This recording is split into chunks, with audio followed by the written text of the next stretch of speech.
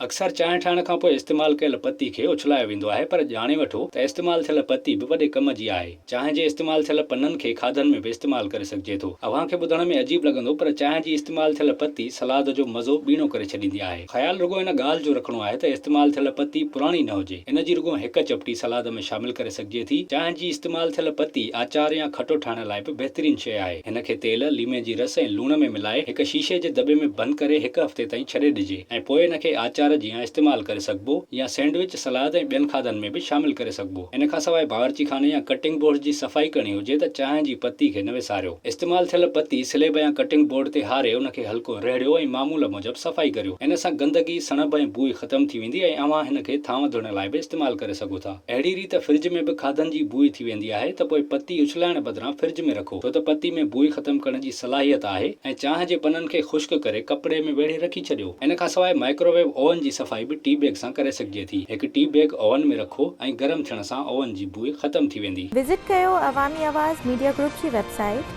awamiawaz.pk